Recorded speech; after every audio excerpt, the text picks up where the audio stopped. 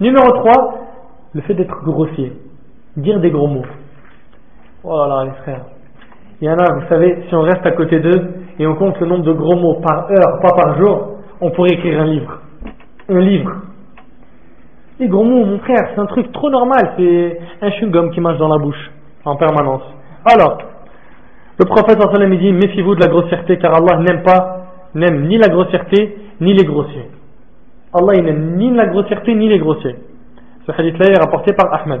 Ensuite, Allah est le grossier obscène, rapporté par Tirmidhi. Allah il le déteste, celui qui est grossier, qui dit des mauvaises paroles. Toi, tu es content quand tu sais qu'Allah il déteste? Ça te fait plaisir de savoir ça? Ensuite, le prophète sallallahu alayhi wa sallam lui-même n'était pas grossier. Il n'a jamais été grossier envers quelqu'un. Il n'a jamais dit une mauvaise parole.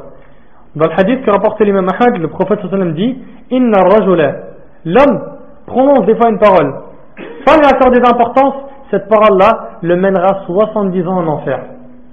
70 ans en enfer. Le hadith est rapporté par Ahmed. T'imagines, ça veut dire que tu dis un gros mot,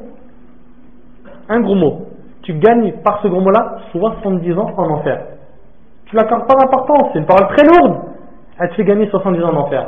Le petit, excusez-moi, hein, le petit ta gueule et les trucs comme ça c'est des choses. Normalement, je ne devrais pas les dire, mais c'est pour te montrer comment c'est minime à vos yeux, et ça donne 70 ans en enfer, ce petit truc-là. Cette parole. Il y en a, mon frère, par jour, c'est pas des 70 ans, mais c'est des 1000 ans. Ils arrivent à faire des paquets d'années en enfer. Pourquoi? Pour un gros mot. Pour un gros mot. Et on dit beaucoup de choses qu'on pense que c'est pas des gros mots, mais ça l'est.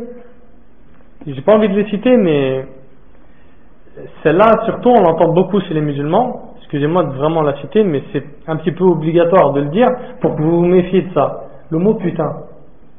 Vous savez, ça vient de quel mot ce mot? Ça vient de quoi?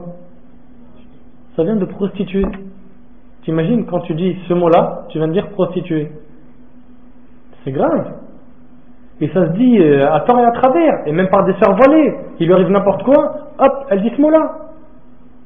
70 ans d'enfer t'as gagné. Avec ce petit mot-là, gratuit. Et il est aussi interdit, là on rentre dans le 4e point, donc très important de ne pas être grossier et de ne pas dire de mauvaises paroles. L'un des grands péchés serait d'insulter aussi ses propres parents, comme le prophète sallallahu alayhi wa sallam a dit. L'un des grands péchés, c'est aussi d'insulter ses parents. Tu vas me dire, mais attends, qui insulte ses parents? Et c'est ce qu'ils ont demandé au prophète sallallahu alayhi wa sallam. Et ils ont demandé, oh envoyé d'Allah, comment quelqu'un peut-il insulter ses parents? Le prophète sallallahu alayhi wa sallam a répondu, il insulte les parents de quelqu'un d'autre, et celui-ci réagit à cela en insultant ses propres parents. Rapporté par Bukhari et Muslim. En insultant les parents de quelqu'un, t'as fait quoi? T'as fait que la personne va aussi insulter tes parents.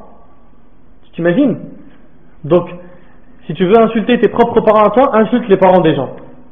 Et bien sûr, cette insulte-là, elle vaut aussi 70 ans en enfer. Le hadith, il est rapporté par Bukhari et Muslim. Méfiez-vous les frères, on en est à 3 là.